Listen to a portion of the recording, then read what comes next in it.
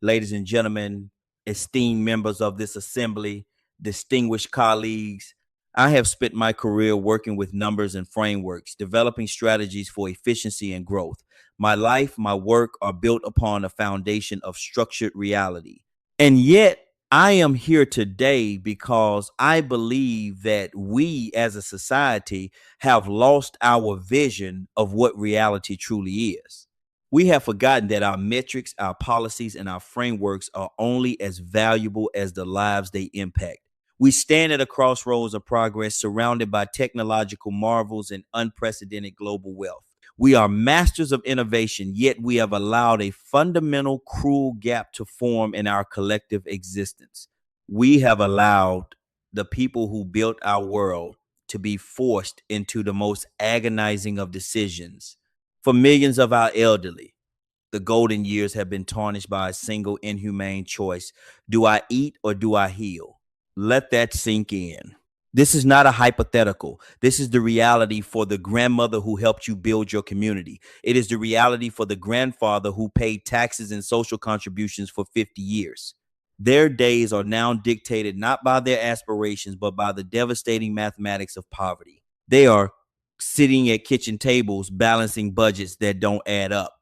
They are looking at prescriptions that cost more than their weekly groceries. They are cutting tablets in half. They are choosing smaller meals to stretch their resources. They are deciding which life threatening condition to ignore this month. Some might call this a healthcare problem. Some might call it an economic failure. But I tell you, this is a profound moral crisis. When a society reaches the point where its elders must compromise their health to secure food, that society has lost its vision of reality. We have become blinded by abstractions. We are more focused on balancing sheets than we are on balancing the dignity of our people. We have prioritized metrics of efficiency over the basic needs of the human soul.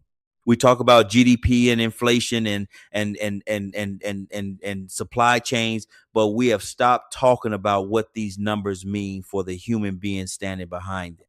The vision we have lost is the understanding that the true measure of our success is not found in a spreadsheet. It is found in the eyes of our elderly. Is it an eye filled with hope? Or is it an eye filled with the quiet despair of a choice that no human should ever have to make? The people who came before us gave us everything. They are our foundation, our history, our roots. When we neglect them, we ignore the vital importance of our people. We say, quite simply, that their lives, their dignity are no longer a priority. And in doing so, we have lost our own moral compass. We must bridge this gap. This cannot be a discussion about the cost of medication versus the cost of food. This must be a declaration that both are non negotiable human rights. We must use our innovation, our creativity, and our collective will to forge a new framework. We need specific solutions that ensure no elder is ever forced into this choice again. We need comprehensive policies that address drug pricing, food security, and social safety nets as a single indivisible entity. But before we can build these solutions, we must first restore our vision. We must look past the statistics and see the face of the mother, the father, the elder. We must recognize their importance.